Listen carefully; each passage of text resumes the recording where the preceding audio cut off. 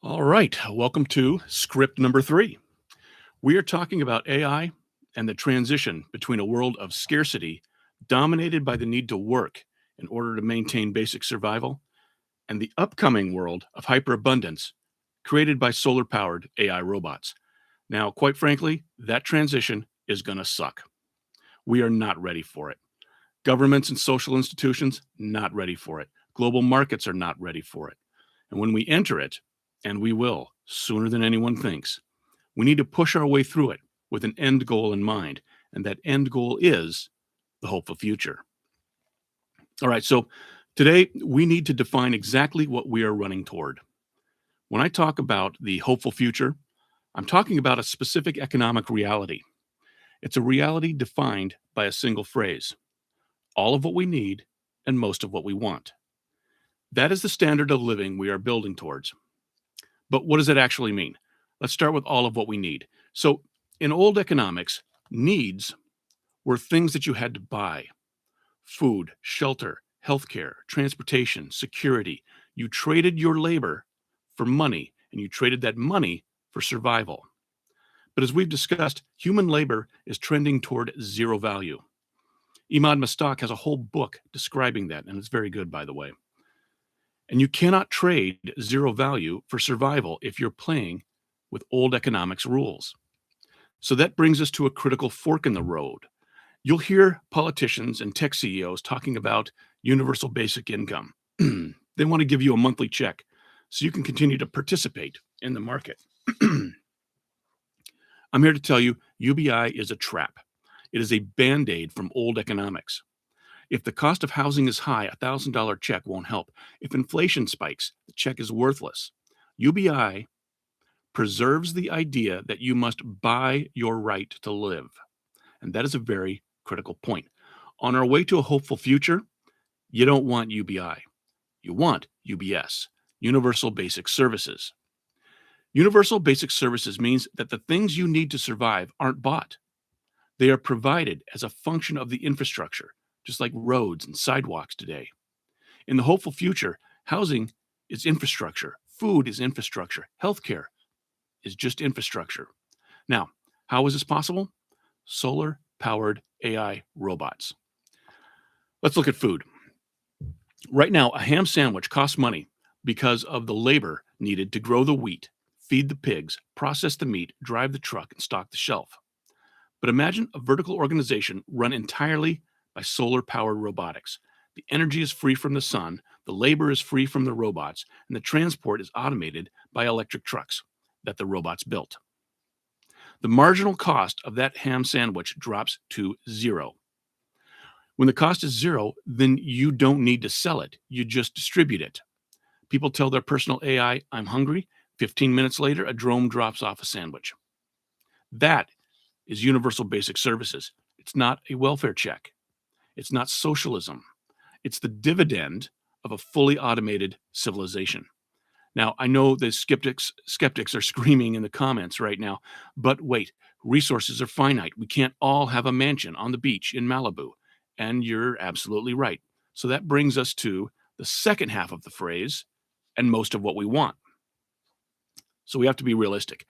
We can print infinite ham sandwiches. We cannot print infinite original Van Gogh paintings.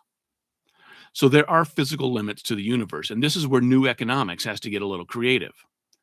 Since we can't use money because that went away with the jobs, how do we decide who gets the beach house, the Van Gogh, or 50-yard line seats at the Super Bowl, if there even is a Super Bowl? We introduce a system of luxury rationing or priority credits, whatever we want to call it.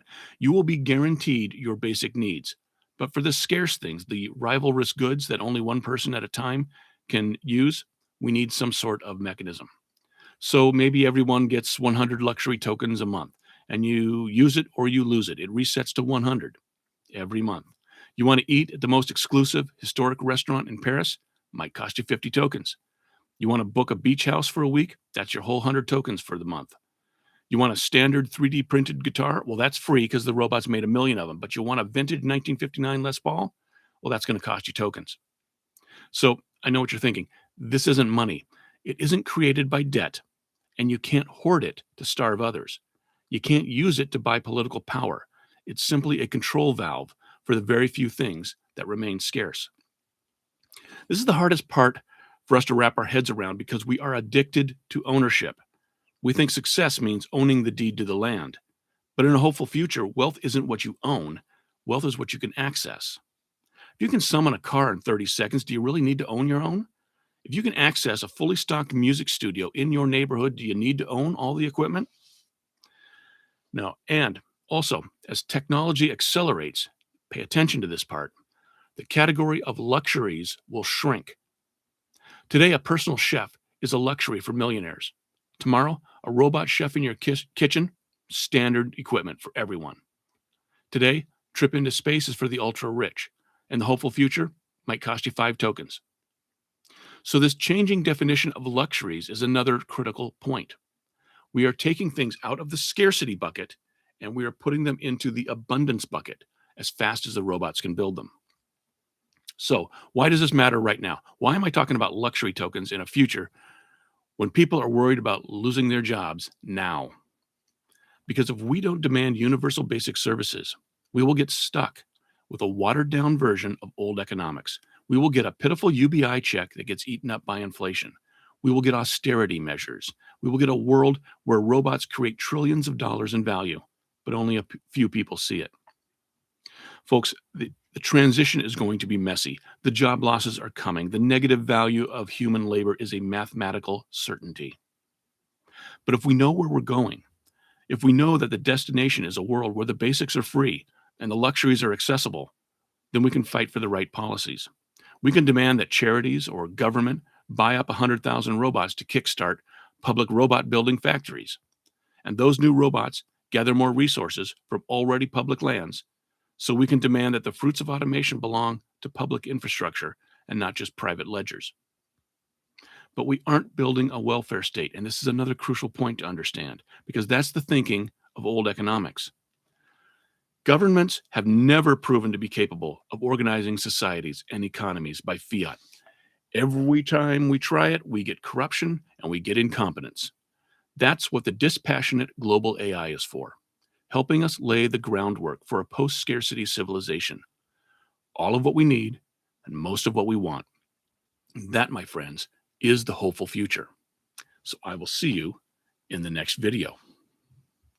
And I should probably also mention that I've just carved this studio out of a corner of the basement. I am well aware that I have zero YouTube skills, but I'm doing this anyway because I believe and I want to get these ideas out there. We'll see you next time.